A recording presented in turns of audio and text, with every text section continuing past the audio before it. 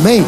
Então ele assim, o pastor Klinger, ele tem sido muito usado nessa área do discipulado. Eu gostaria que você se colocasse sobre os seus pés e nós vamos aprender, todos nós, amém, amados? Vamos aprender. Quem tem um coração ensinável, levanta a mão e diga glória a Deus. Amém. Só aprende quem tem coração ensinável. Ó Pai querido, Pai amado, nós te louvamos. Te louvamos pela vida do pastor Klinger, pela vida da sua esposa, ó Deus, pela vida dos seus filhos, pela vida da nossa igreja ali em Manguinhos, em Búzios. Que o Senhor esteja fortificando aquela casa. E eu tenho convicção que o Senhor tem uma palavra rema, uma palavra, ó Deus, revelada a nós nessa noite. Fale, ó Pai, aos nossos corações por intermédio do teu servo. Nós te louvamos pela vida do pastor Klinger em nome de Cristo. Amém e amém. Dá uma salva de palmas para o Senhor Jesus. Amém? Pode se assentar. Shalom, boa noite. Bom estar aqui com vocês, né? Uma honra estar aqui, conhecendo a cidade de Fora. Apresentei meu filho, meus dois filhos estão ali. Klinger Daniel, levanta aí. Klinger Daniel, amém? Klinger Daniel. Miguel, levanta, Miguel. Miguel. Peterson, amém? Meu discípulo amado, né? Viemos aqui, somos de Búzios, estamos servindo a igreja metodista lá em Búzios. Quando você estiver passeando, nos visite lá, amém? Então desde ontem nós estamos aqui conversando, aprendendo junto com vocês. E essa noite eu queria conversar com vocês a partir de um texto que eu comecei ontem a falar sobre um texto de Jacó. Mas antes disso, você está perto de uma pessoa que você ama aí? Você está sentado perto de uma pessoa que você ama? Amém? Você tem liberdade para falar com essa pessoa? Tudo que está no teu coração, você tem essa liberdade? Tem essa liberdade? Então diga para a pessoa assim, ó, hoje eu vou ser profeta. Fala para a pessoa assim, ó. Amém? Ó, fala para ela assim, hoje eu vou falar umas verdades na sua cara. Fala para ela aí, ó. Hoje eu vou falar umas verdades aí. Segura as verdades aí. Hoje é o dia, amém? Hoje, depois você resolve na sua casa. Paga uma pizza, paga um lanche. Mas agora nós vamos falar umas verdades aí. Eu queria que você abrisse a tua Bíblia no livro de Gênesis, capítulo 28. Vamos fazer uma grande viagem nessa noite. Amém? Vamos viajar com o Senhor. Gênesis capítulo de número 28. Acharam aí? Gênesis capítulo de número 28, versículo de número 20. Amém? Se você quiser se levantar para ler esse texto comigo, amém? Em reverência à palavra do Senhor. Gênesis 28, versículo de número 20. Diz assim a palavra do Senhor: fez também Jacó um voto, dizendo: se Deus for comigo e me guardar nesta viagem, ou em algumas traduções, se me guardar nesta jornada que empreendo, e se o Senhor me der pão para comer, se o Senhor me der roupa para que vista, e de maneira que eu volte em paz para a casa de meu pai, então o Senhor será o meu Deus. Amém? Senhor, que essa palavra seja uma revelação profética no nosso coração. Queremos te agradecer. Repreenda o caminho humano para ministrar essa palavra. Traga o teu rema, traga a tua atmosfera, traga a tua presença, porque tudo é gerado para a glória, honra e louvor do teu nome. Amém, amém. Pode se assentar. Amém? Hoje nós vamos fazer uma grande viagem. Vamos viajar hoje, né? Vamos tentar viajar. Vamos pegar esse texto aqui e tentar fazer uma grande viagem. A Bíblia fala que Jacó, ele pede a Deus que o Senhor o guarde nesta viagem, que o Senhor o guarde nesta jornada, que o Senhor guarde ele nessa grande viagem. Eu acho que você já aprendeu que viver é uma grande viagem, né? A sua vida está inserida em uma grande jornada. E tem algumas coisas, né, que a gente pode pontuar o desafio de viver, que a Bíblia nos apresenta, que nós temos que ter isso claro no nosso coração. Para você crescer, para você avançar, para você atingir a sua mais alta performance, para você estar mais próximo da sua melhor versão, você precisa aprender que viver é um desafio e superar algumas coisas que a vida nos oferece é primordial. É necessário aprender que, como a Bíblia nos ensina, que nós estamos em várias fases. Se você começar a ler a Bíblia, você vai ver que o Senhor, né, o Eterno, o Criador, Ele se manifesta de forma diferente em determinadas épocas.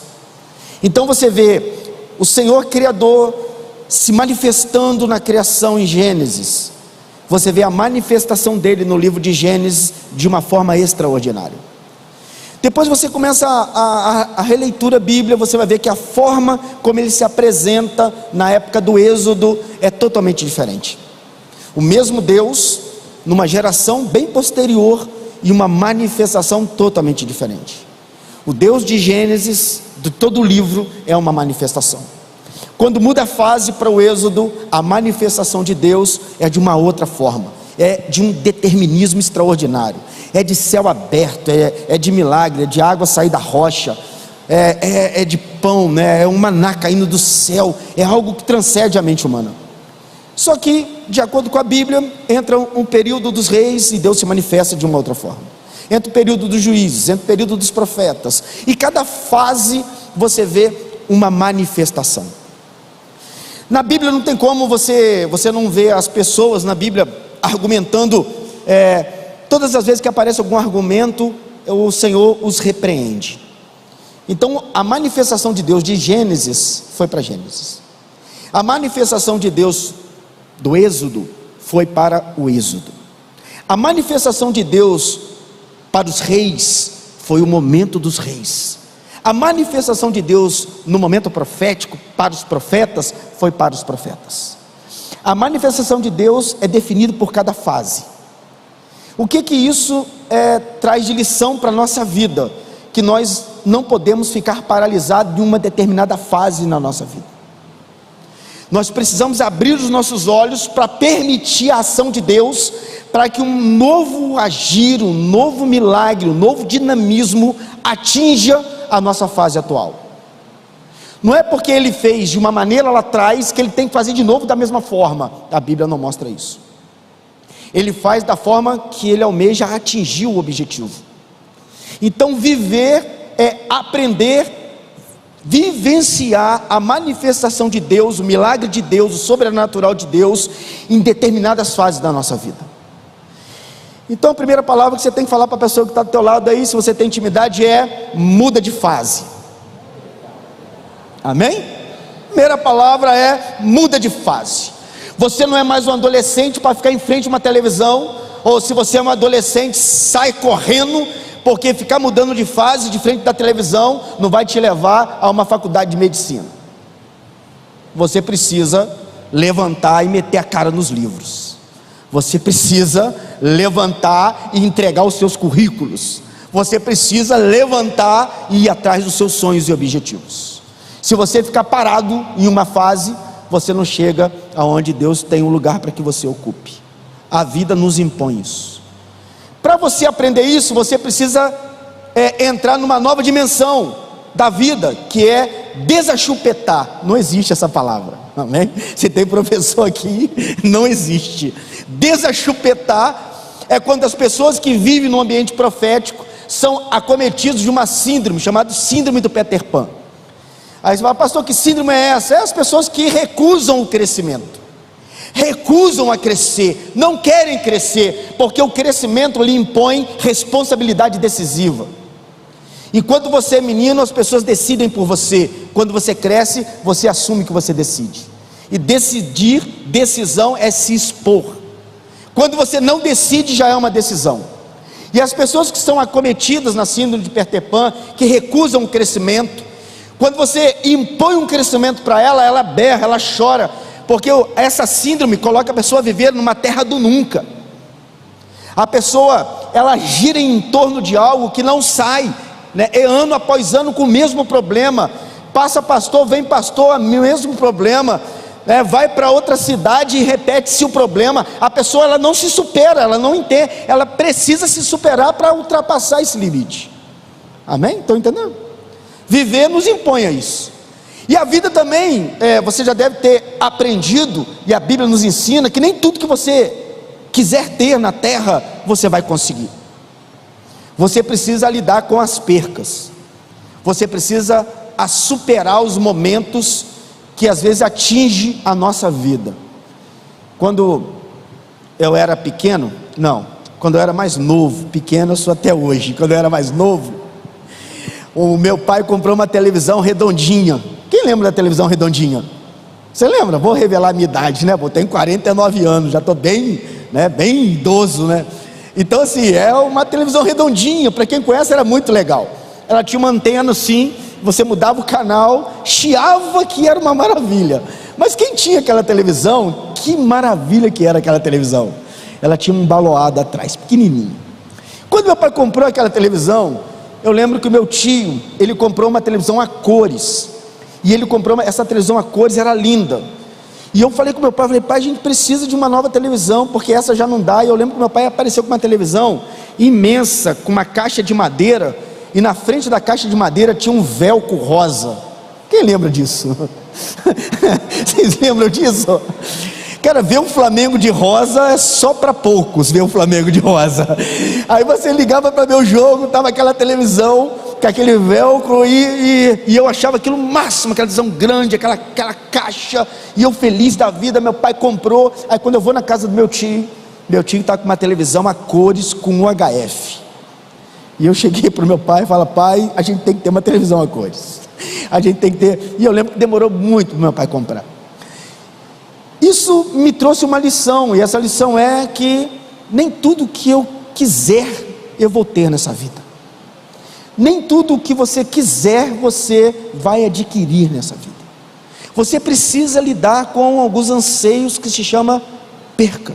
Porque se você superar na perca, o que chegar até você, você vai ter um nível de gratidão extraordinário. Agora, se você se desesperar quando alguma coisa sair do teu controle, você vai entrar num nível de tristeza tão profunda que pode ser acometido de uma síndrome depressiva, que você vai viver um mundo totalmente isolado. Quando eu comecei a ler esse texto sobre viver, a vida é uma grande viagem, eu comecei a perceber algumas lições para a gente desenvolver a nossa vida de uma melhor forma. Viver melhor, viver intenso com Deus, viver sobre uma promessa de Deus, viver sobre a palavra de Deus, viver sobre a experiência de Deus, aproveitar a vida em todo instante, aproveitar os momentos ao máximo, não perder nada, gravar momentos como uma memória fotográfica, inserir a vida numa intensidade de que nada vai escapar, porque a vida é uma só, querido, e o que você faz com ela define muito como você vai viver com as pessoas que estão do teu lado. Por isso, eu gosto muito de viajar, né? Eu gosto de ir para vários lugares, e toda viagem nós aprendemos algumas lições, e se nós pegarmos algumas lições de viagem simples, você vai ver como isso é aplicado na nossa vida com Deus. Vou te dar algumas lições simples de uma viagem. Primeiro, é que para você viajar, você precisa escolher o seu destino. Ninguém viaja sem destino. Para você viajar, você precisa escolher bem aonde você quer chegar, né? Você calcula, você faz um mapeamento, né? Quando eu vim de Búzios para cá, eu pedi para o Peterson fazer um mapeamento, pedi para o Peterson, olha aí para onde nós vamos. Aí o Peterson achou um local tremendo, falou, pastor, tem como sair daqui e ir por Campos, chegar em Juiz de Fora. Eu falei, rapaz, esse mapeamento seu está fora, é muito longe. Eu estou em Búzios, como é que eu vou em Campos? Eu nem, né? Aí nós viemos para outro caminho, mas o mapeamento, escolhemos o destino, e depois nós fomos traçar o caminho. Escolher o destino faz parte da nossa vida. Se você pegar a Bíblia, você vai ver como o Senhor, Ele é categórico com o nosso destino. Você vai ver como Jesus é categórico. Jesus tem um momento do ministério dele que ele fala, eu vou para o Pai, eu vou preparar lugar. As pessoas não entendem, hoje nós entendemos o que é isso, mas naquela época, naquele momento, naquela geração, eles não entenderam nada, e às vezes hoje as pessoas estão sem esse entendimento até hoje, porque acham que vão viver eternamente na terra. Jesus ele fala, eu vou para lá, eu vou preparar um lugar para vocês, porque quando vocês chegarem lá, vocês têm um lugar a ser ocupado, tem um lugar e Apocalipse então lá na frente, é aí que vai dizendo, é um novo nome, é uma nova pedra, e assim você vê como o Senhor tem um lugar reservado para a gente. Então nessa viagem que se chama vida, tem um destino que se chama eternidade, que está nos esperando lá, que está te esperando lá. Por mais que você não queira ir, uma hora todos nós iremos. Por mais que você queira, eu não quero, não é meu tempo. Não, uma hora esse tempo chega para todos, porque a história é contínua. A história não para na sua vida, não para na minha. Existe uma história antes de nós e vai continuar depois de nós. Então nós precisamos de saber o que nós estamos fazendo nessa grande viagem que é viver, para o grande destino que está preparado para nós. Viver é entender para onde nós iremos, e isso nós aprendemos a partir de escolhas. Você escolhe agora na sua vida aonde você quer chegar, porque a escolha está diante de nós, a escolha está diante da sua vida. A Bíblia, ela menciona que as nossas escolhas, elas podem mudar o nosso destino em fração de segundos.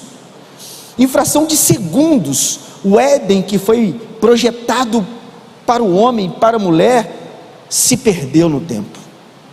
Se você pegar a Bíblia e ver a escolha de Saul, mediante um prato de lentilhas, aí você vê esse texto de Jacó fugindo, Jacó indo para Peniel, em Gênesis 32, você vai ver que ele perde a primogenitura em fração de segundos.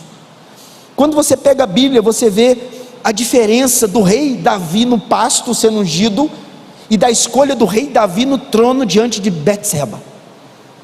Você vê como ele perdeu a sua casa por uma escolha, ele perdeu o seu reinado. A Bíblia diz que Deus diz a ele através de um profeta: o que você fez é escondido com essa mulher, serão feitos com todas as suas mulheres à luz do dia. E aí acontece exatamente como o profeta fala. As escolhas nossas, elas podem mudar a nossa vida em fração de segundos.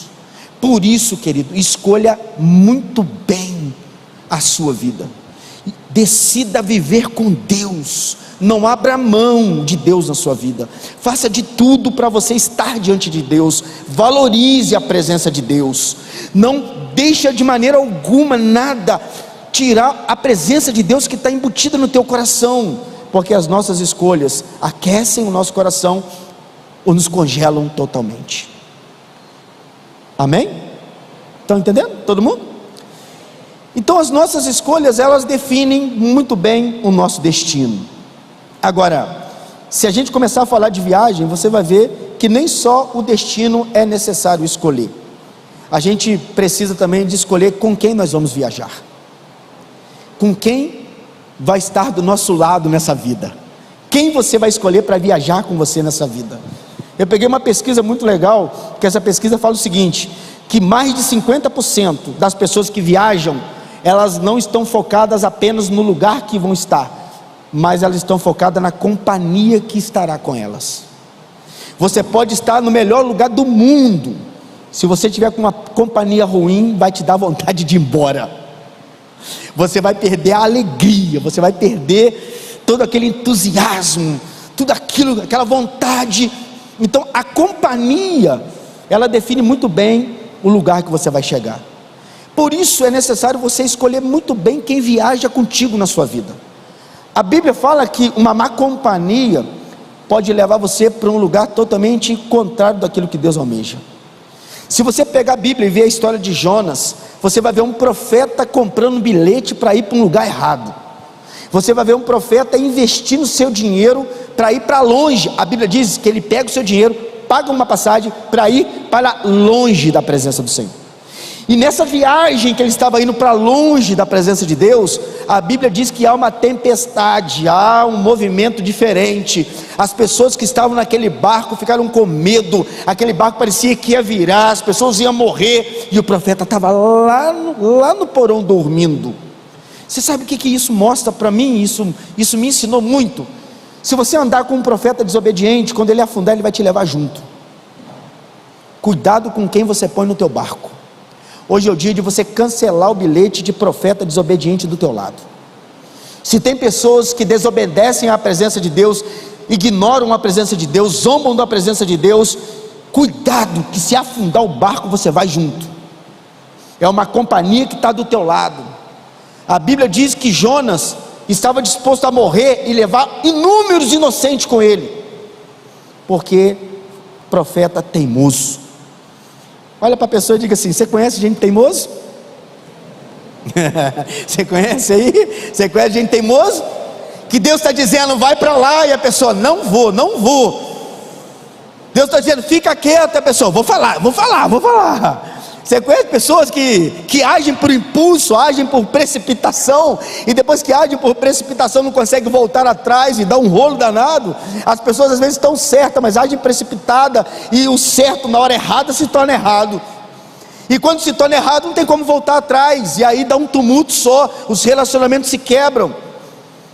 Quando você pega esse texto, você vê a companhia de Jonas, um profeta disposto a levar inúmeros inocentes à morte. E não para por aí. Quando você pega a história de Ló, ainda é mais complicado, porque a Bíblia diz que a promessa de Deus era para Abrão, e Abrão decide levar Ló. Projeto de Deus, Abrão. Projeto pessoal de Abrão, Ló. E Abrão sai com Ló, leva Ló, caminha com Ló, e nada acontece. As coisas acontecem na vida de Abrão quando ele rompe com Ló, quando ele fala, vai para lá, eu vou para cá, porque a companhia de Ló impediu o crescimento total na vida de Abrão. Existem pessoas que são tão apáticas no mundo espiritual, que impedem a gente de avançar no reino espiritual. Pessoas que nos impedem. Sabe aquelas pessoas que quando você está naquele mover de Deus chorando, a pessoa para de chorar. Está chorando por quê? Né? Teve um dos encontros que nós fizemos, uma mulher começou a chorar, e eu lembro que aquele dia Deus tomou aquela senhora, foi algo tremendo. O marido chegou para mim e falou assim, pastor, levanta minha esposa. Falei, rapaz, como é que eu vou levantar sua esposa? Deixa ela lá, está chorando no altar lá, deixa ela lá. Ele, não, levanta ela, está fazendo teatro. Eu falei, não está, rapaz, está lá, deixa ela lá. Mas quando ele teve aquela atitude, eu percebi o seguinte, quantas vezes aquele homem impediu o crescimento espiritual daquela mulher? Quantas vezes aquela mulher deve ter sentido a presença de Deus, e aquele homem falou, levanta, vamos, não é assim, levanta, vamos. Existem pessoas que nos impedem de nos entregar totalmente a Deus. Às vezes Deus está falando no teu coração, se entrega, vai, rasga, e você diz assim, não vou porque fulano está do meu lado, não vou porque, o que eles vão olhar, o que eles vão pensar, e você fica preocupado com as pessoas do lado. E eu aprendo o seguinte, quando você abre os teus olhos para quem está do teu lado, os olhos do seu coração se fecham, mas quando você fecha os teus olhos para quem está do teu lado, os olhos do seu coração se abrem. É o contrário. Se você ficar preocupado com quem está do teu lado, a dimensão do interior que Deus quer tocar em você, às vezes não vai ser alcançado, porque a nossa visão, ela fica distorcida. Ló era uma visão distorcida diante de Abrão. Abrão estava, estou fazendo bem para Ló, e Deus está dizendo, rompe, se você não romper, você não vai crescer. Às vezes é necessário romper com projetos pessoais, para que o projeto divino nos alcance. A vida nos impõe isso. Então, se você quer viver com Deus, aprenda, você vai ter que abrir mão de alguma coisa.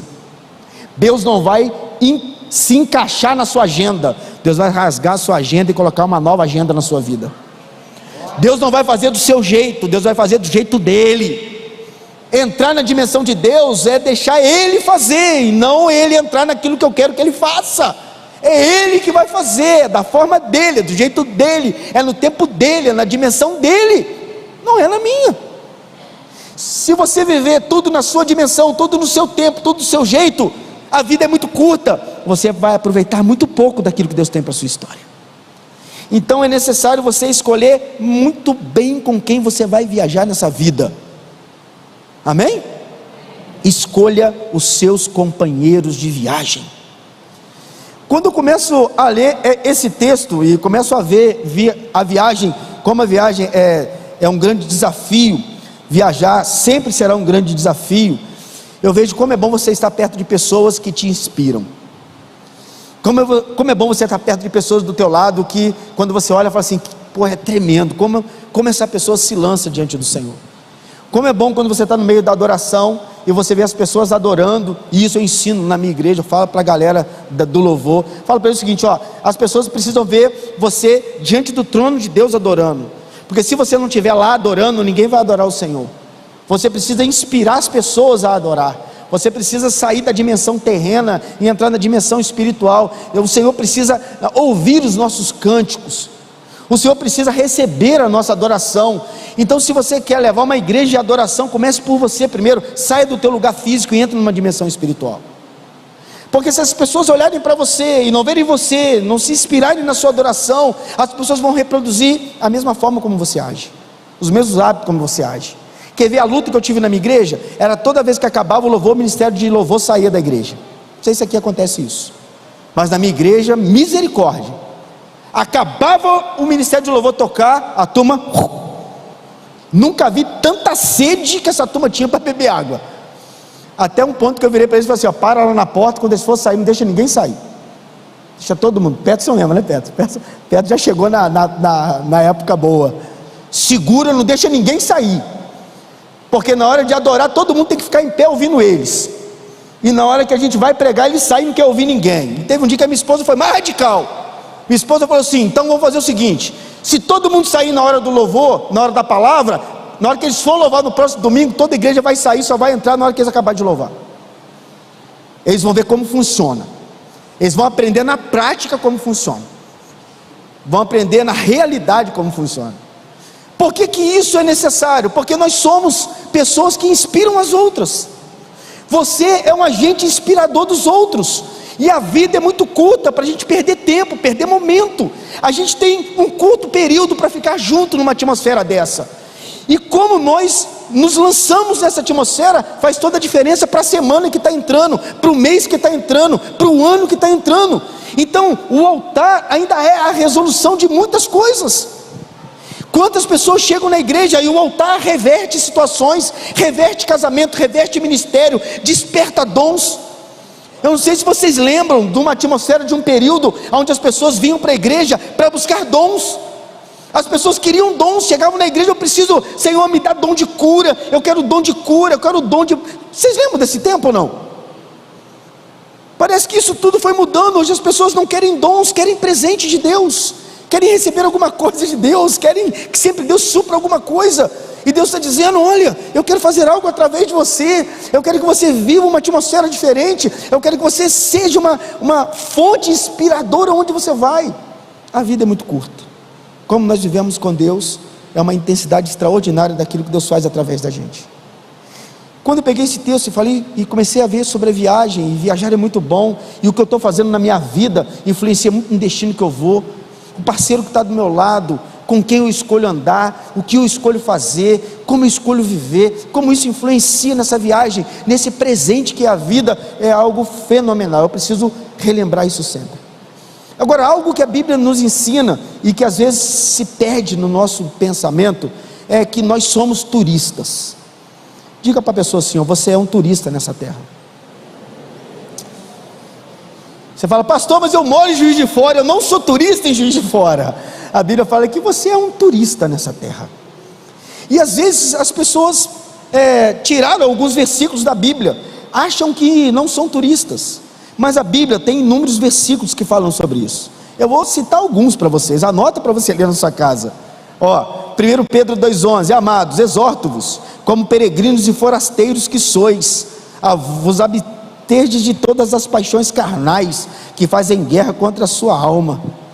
Filipenses, Paulo fala o seguinte, em 3,17: irmãos, sede meus imitadores, e observai os que andam segundo o modelo que tem em vós, ou que tem em nós, pois muito andam entre nós dos que são inimigos de Cristo.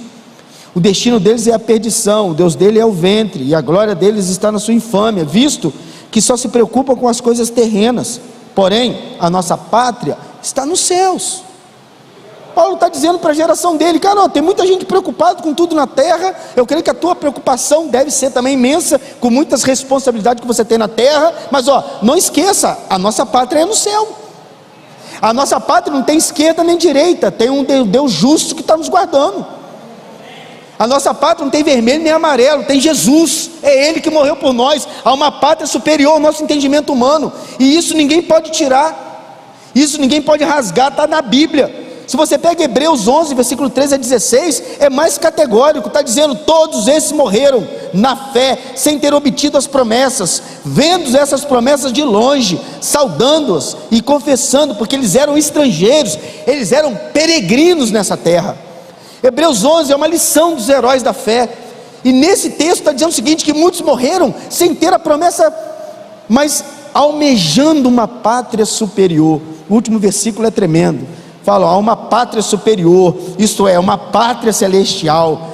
Deus não se envergonha deles, porque eles serão chamados de seu Deus, porquanto Deus lhes preparou uma cidade. Está dizendo, a Bíblia está clara: nós somos forasteiros, nós somos peregrinos, nós somos turistas nessa terra.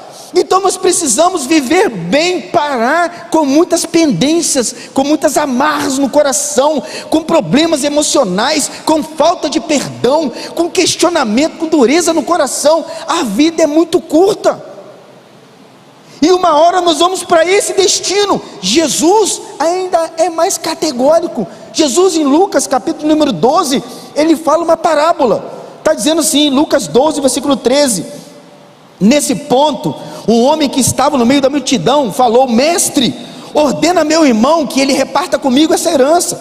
Mas Jesus respondeu ao homem: quem me constituiu juiz ou partidor entre vós? Então Jesus lhes recomendou: tende cuidado e guardai-vos de toda e qualquer avareza, porque a vida de um homem não consiste na abundância dos bens que ele possui. E Jesus lhe proferiu ainda uma parábola: o campo de um homem rico produziu com abundância, e este arrazoava consigo mesmo, dizendo: o que farei, pois não tenho aonde recolher os meus frutos? E disse: farei isso, destruirei os meus celeiros, construí-los-ei maiores ainda, e recolherei todo o produto e todos os meus bens. Então direi à minha alma: tendes em depósito muitos bens para muitos anos, descansa, come, bebe, regala-te. Mas Deus disse: louco, esta noite te pedirão a tua alma. E o que tens preparado? Para quem será? Assim é o que entesoura para si, mas não é rico para com Deus. Tem alguns versículos que não podem ser tirados da Bíblia. Por mais que as pessoas não preguem ultimamente, por mais que as pessoas não falem ultimamente, são versículos que moldam a nossa vida, que moldam a nossa viagem, porque o nosso destino vai chegar uma hora.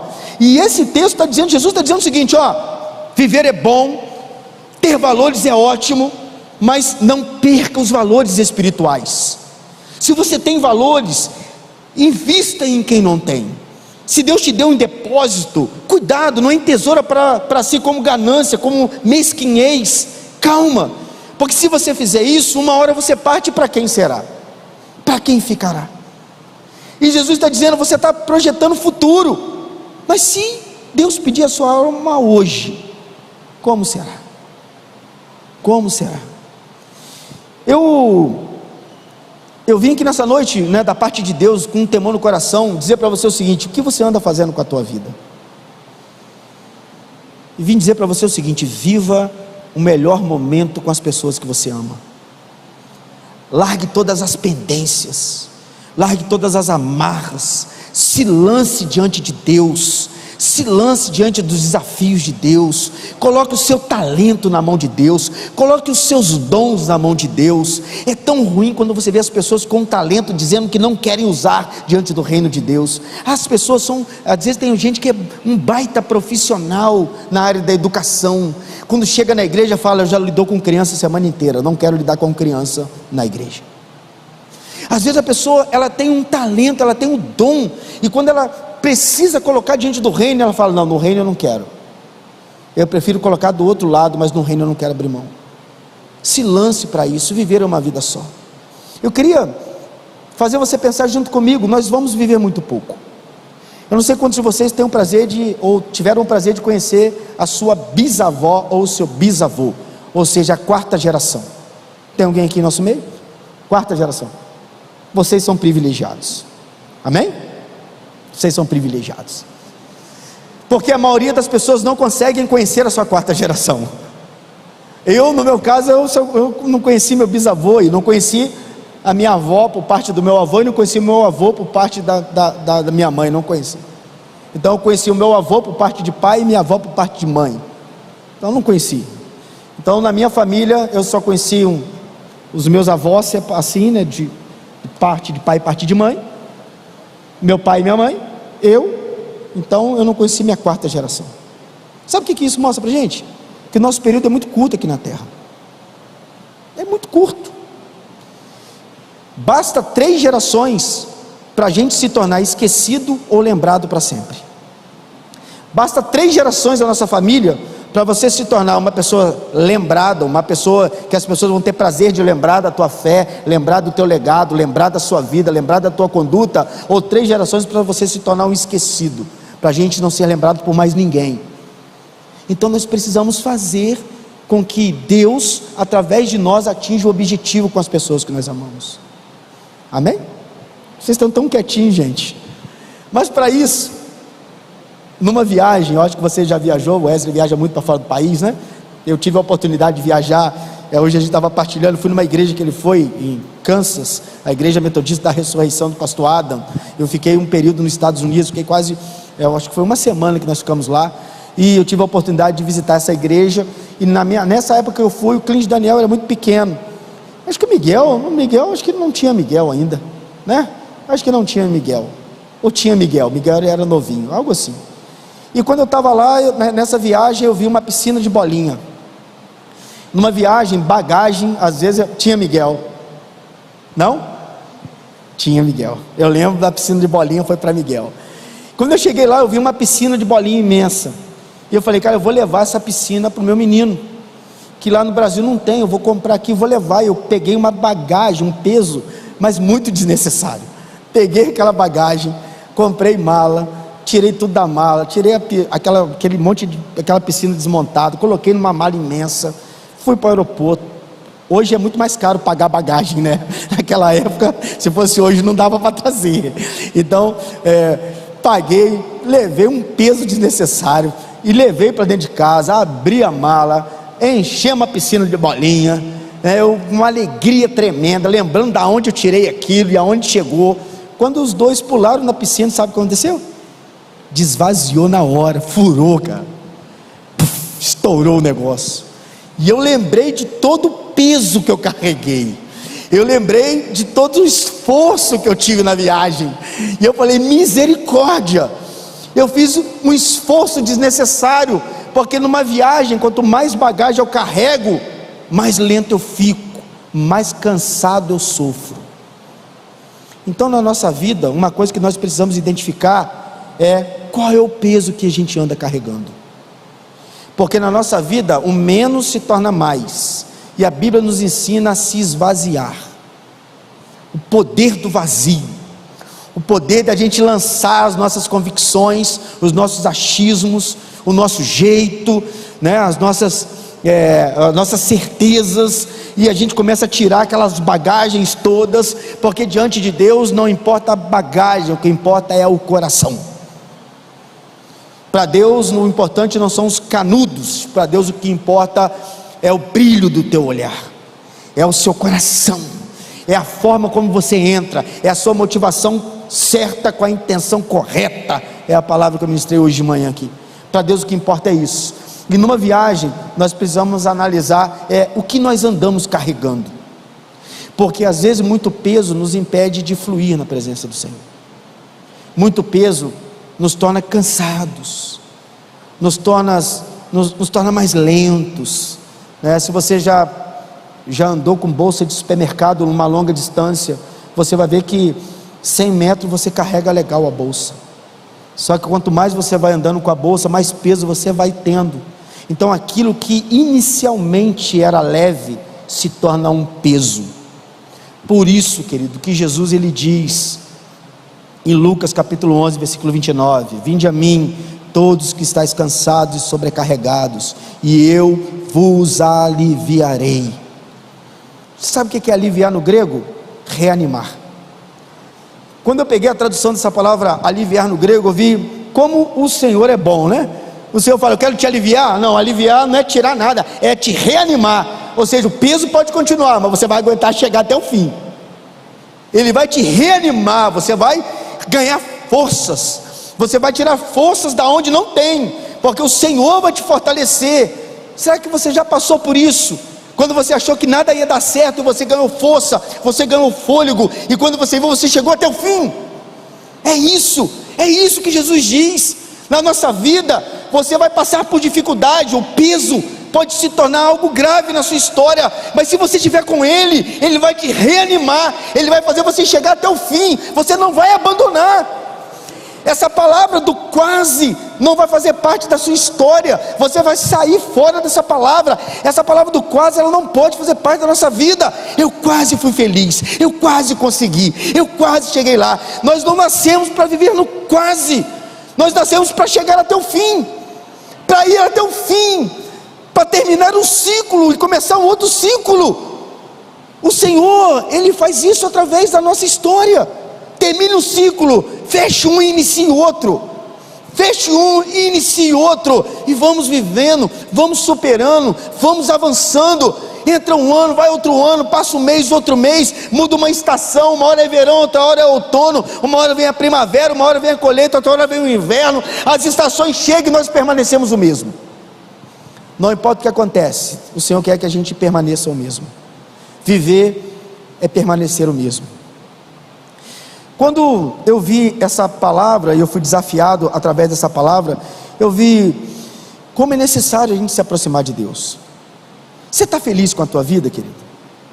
Você está feliz com a tua vida? Né? Quem caminha comigo sabe que eu sou muito animado. Meus filhos aí, né? Eu tenho um hino, né? Tem um hino legal tem um hino muito legal do Kick Flank que eu coloco, sorria, né? Todo dia eu coloco. Vamos sorrir, sorria. O Miguel ama com o Cris Daniel.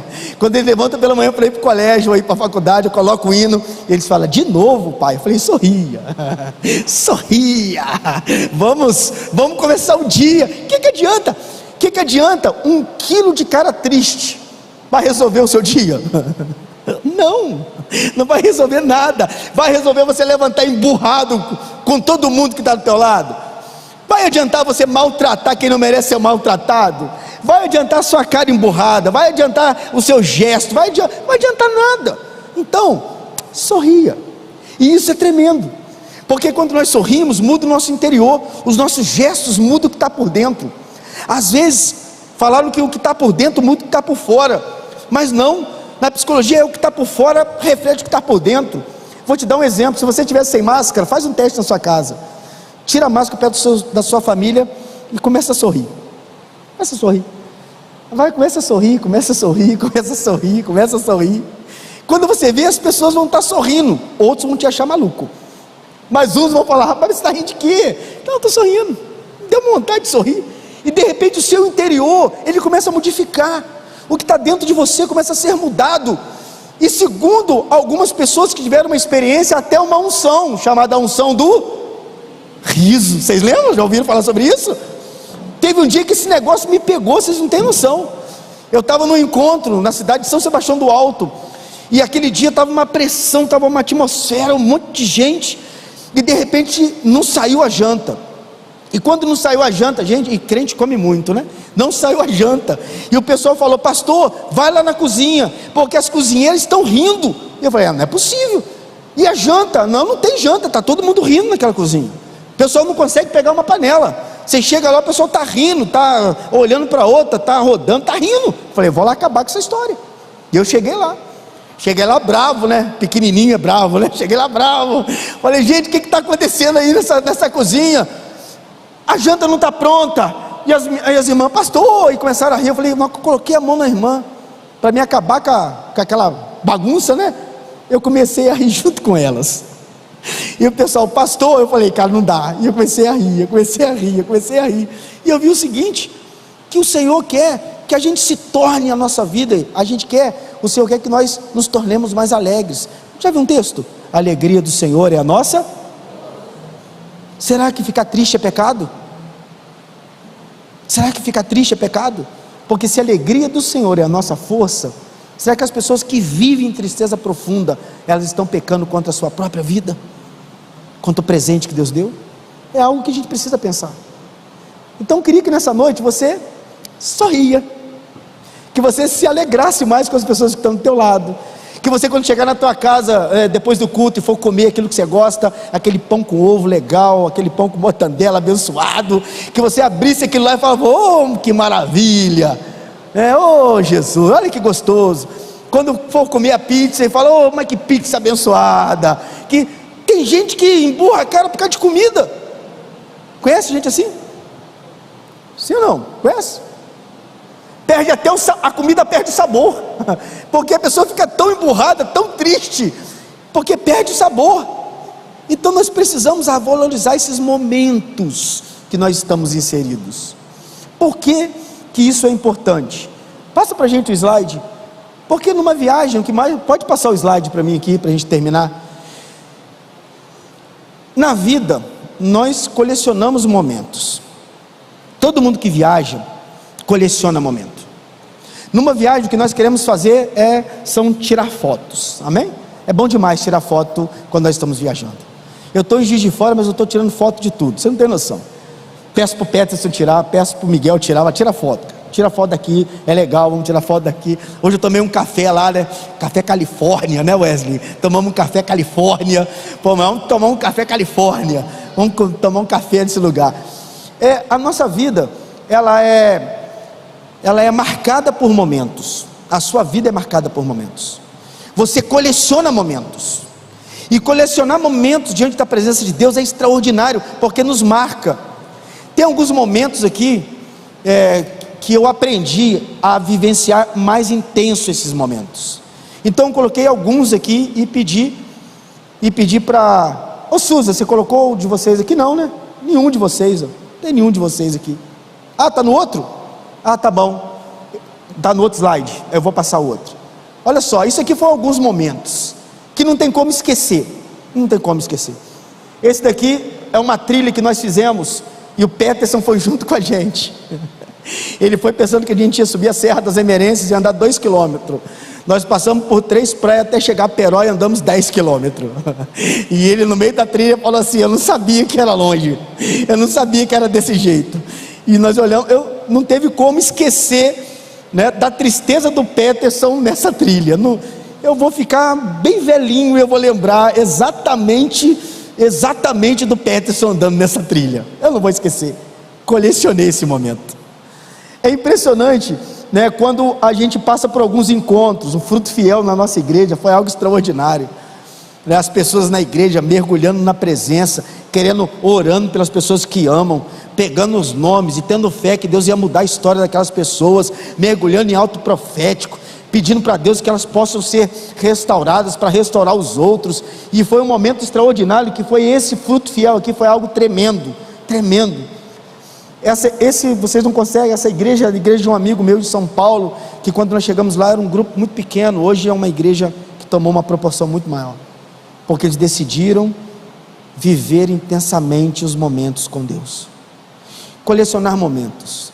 Eu queria que a partir de hoje você colecionasse momentos com Deus. De repente o que está na tua mente são momentos que trazem lembranças ruins. De repente o que está na tua mente é alguma coisa que teve uma ruptura no passado, alguma coisa que ainda machuca, quando você lembra ainda dói. Esses momentos eu quero que você, a partir de hoje, deixe ele para trás, porque o nosso passado, ele precisa ser respeitado apenas. O nosso passado não pode tornar o nosso presente. O que aconteceu anos atrás não pode ser como se foi ontem, não pode. O que aconteceu, que você e eu não temos o poder de mudar, a gente tem que abandonar. E agora a gente precisa colecionar novos momentos. Novos momentos. Você tem alguns momentos em Deus que você fala: eu queria estar aqui, eu queria estar, né, nesse lugar, eu queria estar junto. Esse daqui foi um jejum de Daniel o ano passado. Reunimos a igreja, eu coloquei essa foto para lembrar vocês como é bom a gente fechar um ciclo. 21 dias comendo batata de tudo quanto é jeito. 21 dias, batata de manhã, batata de tarde, batata de noite. 21 dias. Esse grupão da igreja nossa lá no jejum de Daniel. No dia de terminar o jejum nós fomos comer churrasco. Foi muito gostoso. As pessoas não queriam nem oração, só queriam carne. Chegou, isso aqui foi na hora da oração. Vamos orar para comer. O pessoal, pelo amor de Deus, pastor, só fala amém. Só fala amém. Eu não aguentei, eu tive que tirar essa foto, né? Tive que tirar essa foto. É uma alegria, todo mundo dizendo assim: eu emagreci, pastor. Foram 21 dias que eu emagreci. Eu falei: gente, você está fazendo jejum para emagrecer? Não, o jejum é para você se aproximar de Deus. E é muito bom quando a gente termina ciclo junto como igreja. Como igreja a gente fecha esse ciclo junto. Esse daqui foi o último encontro que eu fiz na igreja quando eu mudei, que eu fui para Búzios. A igreja reuniu num lugar e nós fizemos uma atmosfera espiritual. Reunimos todo mundo no sítio, levamos todo mundo para um lugar e lá nós terminamos, fechamos um ciclo. Foi muito bom, cara. Foi assim extraordinário. E nós gravamos esse momento. Colecione momentos. A vida passa muito rápido.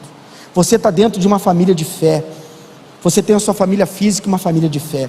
Você tem uma igreja, você tem um pastor, você tem pessoas que servem nesse altar, você tem pessoas que servem na cozinha, você tem pessoas que servem com as crianças. Você pode colecionar muitos momentos. Se abra para novos momentos na sua vida. Não perca tempo com ressentimento, não perca tempo com achismo. Se lance. Aqui tem alguns momentos. Vou colocar essa foto do Fruto Fiel, né? Colocar essa foto, né? Essa foto foi em Belo Horizonte. Acharam essa foto? Você achou essa foto, Suza? Acharam essa foto. Essa foto foi essa equipe que foi lá em Belo Horizonte fazer um Fruto Fiel na Igreja Metodista Central de Belo Horizonte. Foi algo tremendo. Chegamos lá, os pastores, o Wesley nos recebeu com a Suza. Suza arrumou um grupo lá para fazer um teatro e foi tremendo. Essa foto da igreja de vocês aqui me impressionou. Quando eu vi essa foto na rede social, eu falei: gente, que família linda de fé. Que família, olha a família, olha, parece uma onda, uma atmosfera espiritual, né, levando, induzindo. É como se fosse uma onda da igreja para a cidade. Como se fosse enchendo, né? Enchendo o lugar. Eu falei: gente, que momento. Quem estava vivendo isso daqui? Aqui é a festa do milho, né? Essa festa é do milho. Eu lembrei. Essa festa é do milho na cidade de Além, Paraíba. Colecionar momentos. Querido, Deus sempre nos vai inserir em lugares para colecionar momentos. A gente precisa aproveitar mais. Eu estou aqui com vocês, mas eu estou aproveitando cada momento com vocês. Hoje de manhã aqui, como que eu chorei de manhã? Estou até com dor de cabeça, tanto que eu chorei aqui. Eu colecionei momentos. Eu vi aqui, estava aqui de manhã, e Deus assim colocando no meu coração, olhando o semblante das pessoas, o olhar das pessoas. Falei: Senhor, muito obrigado por conhecer essas pessoas, por olhar essas pessoas, por ver que de alguma forma o Senhor vai fazer algo que eu não vou compreender, mas eu vou saber no futuro, porque a palavra é plantada e de repente ela é germinada, ela começa a florescer. Como é bom colecionar momentos. Eu queria que essa noite você colecionasse momentos. Eu não sei o que você pode fazer com a pessoa que está do teu lado. De repente você pode pegar a pessoa e trazer aqui no altar.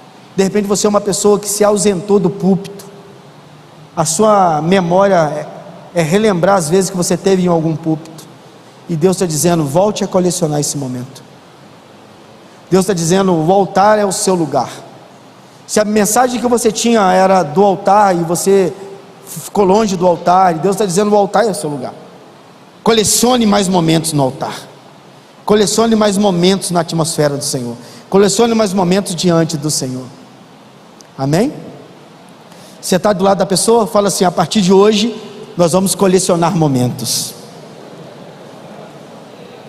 Amém? Vai, agora você vai falar umas verdades para a pessoa. Diga assim, ó, você vai sorrir mais. Fala as verdades. Fala as verdades agora aí. Fala o que está no teu coração agora aí. Fala: você vai sorrir mais. Fala para a pessoa: quando a gente comer, você antes de comer vai orar. Isso. Vai falando aí, ó. Vai falando.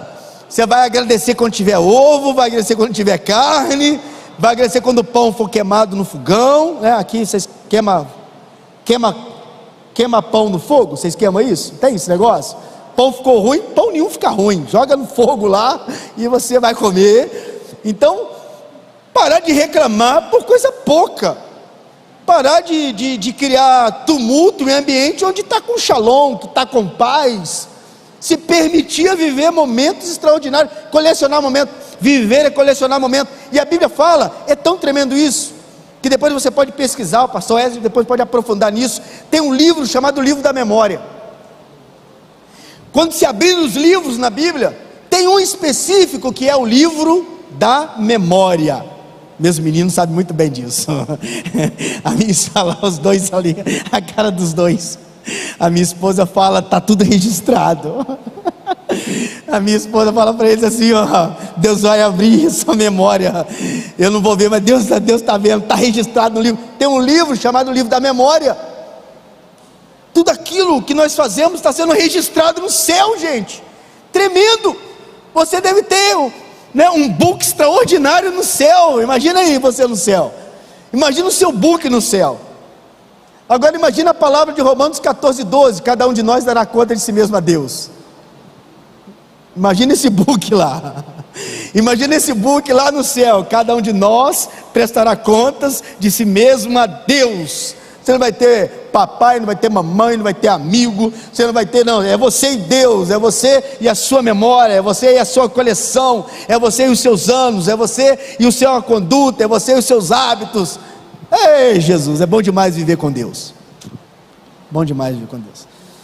Eu quero desafiar você a viver com Deus dia a dia, colecionar momentos, a gravar esses momentos. Como você vai num restaurante e coleciona aquele momento daquela comida, coleciona os momentos que você estiver na presença do Senhor. Hoje é o dia, amém? Hoje é o dia de você se permitir viver algo novo, se permitir de entrar esse ano de 2021 de uma forma diferente, de você colocar alguém do teu lado que você ama. Se você pudesse se levantar para a gente estar orando. Se você pudesse se levantar. Amém? Nós vamos louvar um cântico.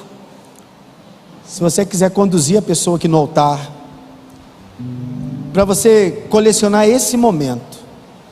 Eu não sei qual é a mudança drástica que você precisa ter nessa noite. Eu não sei o que você realmente está vivendo, ou se você está sobrevivendo, mas que você peça uma interferência com o Senhor. Esse texto de Jesus que fala que nós estamos cansados, sobrecarregados, a palavra cansado é interrupção de movimento no grego. Quando Jesus fala, traga todos os cansados, ou melhor, não é o cansado, é o descanso. A palavra descanso é interrupção de movimento. É como se o Senhor interrompesse tudo aquilo que a gente está fazendo, para que a gente desse uma pausa para recomeçar de novo. De repente hoje é um dia que você pode fazer isso com as pessoas que você ama. Você ter uma interrupção de tudo aquilo que aconteceu, para que você comece algo novo, para que você se lance em um novo álbum de memória. Quando Jacó, ele conversando com Deus, Deus fala com ele sobre esse texto: que o Senhor me guarde nessa viagem, que o Senhor me dê pão para que coma, que o Senhor me dê roupa para que vista, que eu volte em paz para a casa de meu pai. Jacó estava tendo uma personificação de todo o peregrino sobre essa terra. Jacó estava dizendo que nós vamos passar por essa terra, nós vamos precisar de comida, nós vamos precisar de roupa, mas um dia nós teremos que voltar para a casa do pai, porque o pai preparou lugar para cada um de nós. E o céu, querido, o céu, ele tem um lugar específico para quem nós amamos. O céu vai ficar sem graça se a pessoa que nós amamos não estiver lá conosco. Por isso que desde manhã eu estou com uma frase no coração: ninguém vai ficar para trás. Nós não vamos deixar ninguém para trás. Você não vai deixar ninguém para trás.